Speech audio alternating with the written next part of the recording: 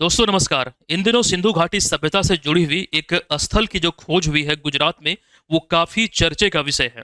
और इस टॉपिक से जुड़े हुए प्रश्न जो आपको एग्जाम में देखने को मिल सकता है, आइए थोड़ी सी चर्चा इस पर करते हैं। जो प्रमुख बातें यहाँ से आपको बेसिकली ध्यान में रखना है, तो सिंधु घाटी सभ्यता को हड़प्पा सभ्यता भी कहा जाता है। तो इस स्थल की अगर हम बात करें, अच्छा सबसे पहले ये हम डिस्कस कर लेते हैं, सिंधु घाटी सभ्यता को हड़प्पा सभ्यता क्यों कहा जाता है। क्योंकि सिंधु घाटी सभ्यता के तहत पहली बार जो खुदाई हुई थी वो हड़प्पा की ही हुई थी, दयाराम साहनी के नेतृत्व में। इस वजह से इसे हड़प्पा सभ्यता कहा जाता है। इसको याद रखने का एक ट्रिक भी है। हड़प्पा में हड़प शब्द छोटा हुआ है और इसकी खुदाई दयाराम साहनी ने किया था। यानी कि दया नहीं आया, उसे हड़प लिया। रिलेट कीजिएगा, आपको याद हो जाएगा। दया नहीं आया, उसे हड़प लिया। उसी प्रकार से सिंधु घाटी सभ्यता का एक और स्थल है मोहनजोदड़ो। उसका जो खुदाई हुआ था वो रखाल दास बैनर्जी ने किया था। यानी कि मोह लिया, मोहन में मोह शब्द है, मोह लिया तो रख लिया। मोहन मतलब कि मोहनजोदड़ो की जो खुदाई थी वो रखाल दास बनर्जी ने किया था। आइए इसको समझते हैं। जो यहाँ पर बेसिकली गुजरात में कच्छ जिला में एक स्थान है कोटाडा भाटली। यहीं पर अभी हाल ही में पुराविदों की एक टीम ने 4000 वर्ष पुरानी सड़क किनारे बसी सराय, यानी कि ठहरने का एक स्थान का खोज किया है। तो समझ लीजिए कितनी इंपॉर्टेंट ये यहाँ पर आपके लिए है, पूछा जा सकता है। ये सिंधु घाटी सभ्यता या फिर हड़प्पा कालीन लोगों की जो सिविलाइज्ड जो सोसाइटी थी, उसको ये दर्शाता है कि उस समय जब व्यापार आदि होते थे।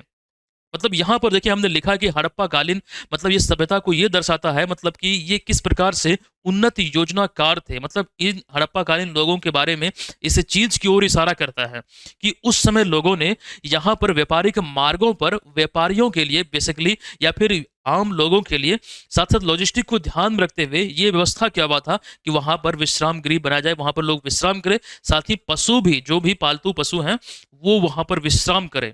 तो ये चीजों की यहाँ पर मतलब की व्यवस्था की गई थी। और ये इसकी उन्नत यानी कि सिविलाइज्ड सोसाइटी को इंगित करता है। यही खोज अभी हुई है। और यहाँ पर कुछ चीजें और भी ध्यान रखिएगा। विशेषज्ञों ने इसके बारे में कहा है कि सिल्क रूट से लगभग 2000 वर्ष ये पुराना है जिस जगह की खोज अभी हुई है। अब सवाल यह भी है कि सिर सिल्क रूट क्या है। दोस्तों सिल्क रूट एक व्यापारिक मार्ग था जहां पर रेशम का एक प्रकार से मतलब खास करके बोल सकते हैं व्यापार होता था। और ये चाइना को एशिया, यूरोप और अफ्रीका से जोड़ता था। ये एक प्राचीन व्यापारिक मार्ग था। सिंधु घाटी सभ्यता के कई सारे प्रश्न रिपीटेड मोड में एग्जाम में पूछे गए हैं। अभी इस छोटे से वीडियो में हम आपको ये बतलाने का प्रयास कर रहे हैं कि जो आप इस तस्वीर में देख रहे हैं, ये एक गलियारा आपको दिख रहा है। और सिंधु घाटी सभ्यता में ये आपको ध्यान रखना है, कोई भी सड़क, कोई भी गलियारा वो 90 डिग्री एंगल पर एक दूसरे को काटती थी, समकोण पर। और वहां पर जल निकासी का भी उन्नत प्रावधान किया गया था, मतलब वो व्यवस्था की गई थी। आप यहाँ पर देख लीजिए कि जो नाला है वो बीच में बनाया गया है। ये चीजें अब भी आपको कहीं कहीं देखने को मिलता है। कई बार होता है क्या कि नाला मान लीजिए इस साइड बना दिया गया तो इधर जिनका घर है उनको प्रॉब्लम, और इधर बना दिया गया तो इधर जिनका घर है उनको प्रॉब्लम। मैं एक जगह गया हुआ था, मैं नाम नहीं बताऊंगा, लेकिन एक जगह मैं गया हुआ था, ठीक है। एक सोसाइटी थी, मतलब वो छोटी सोसाइटी आप बोल सकते हैं। मतलब वहां पर मजदूर तबके के लोग मतलब वहां पर रहते हैं, मैं नाम नहीं बताऊंगा, ठीक है। और वहां पर मैं संयोग से उस दिन वहां प्रेजेंट था। जो बिजली का खंभा होता है वो गाड़ने के लिए आया हुआ था, मतलब जो लगाता है। मतलब समझिए कितनी मतलब ये हो गई, नई नई सोसाइटी बसी है और गरीब तबके के लोग वहां है। और पोल जो है वो लग रहा था, ठीक है। ये कहानी लगभग समझिए कि 5 साल पुरानी मैं आपको बता रहा हूँ। तो पोल जो लगाने के लिए आया था, बिजली खंभा, तो वो ना इधर लगाने दे ना उधर लगाने दे, उसकी एक निर्धारित सीमा होती है। जो पोल लगाने आते हैं उसकी एक निर्धारित सीमा होती है कि हमको इतना डिस्टेंस के बाद वो देना है। तो समस्या यहाँ पर यह है कि ना वो तैयार हो रहे हैं ना ये तैयार हो रहे हैं। सुबह से शाम हो गई, मामला एकदम मतलब वैसा का वैसा ही रहा। मतलब मैं जब गया देखा शाम में भी मतलब यही है। तो लास्ट में मतलब जब वो घर जा रहे थे, वो लोग जो काम करने आए थे, गुस्सा में एकदम पूरा एकदम बीच रोड में ही गाड़ के चले गए।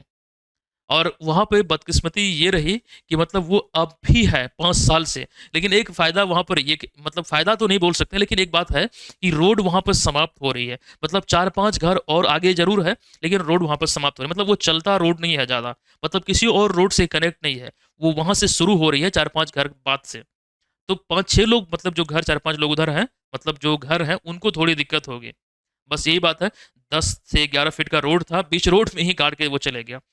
तो समझ लीजिए यहाँ पर देखिए, अब नाला से किसी को परेशानी न हो, अच्छा पोल तो बीच में नहीं ना गाड़ा जा सकता है, लेकिन नाला बीचों बीच होती थी ताकि किसी को दिक्कत ना हो, और सभी मतलब घरों में जो सीवरेज की जो कनेक्शन थी वो बेहतर हुआ करती थी, जल प्रबंधन निकासी प्रणाली जो थी वो बेहतर थी। तो ये तमाम बिंदुओं को ध्यान रखिएगा। सिंधु घाटी सभ्यता के बारे में ऐसे आप इतिहास में पढ़ चुके हैं।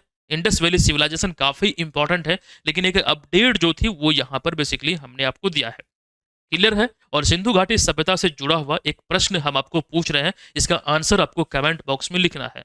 सिंधु घाटी सभ्यता के अंतर्गत जो प्रमुख जो जगहों का जो स्थलों का खोज हुआ है, उसमें से आपको ध्यान रखना जो प्रश्न मैं पूछ रहा हूँ कि जो बंदरगाह नगर है, मतलब जो संज्ञा दी गई है वो कौन सा है और वो कहाँ पर है, कमेंट बॉक्स में लिखिएगा। धन्यवाद। जय हिंद।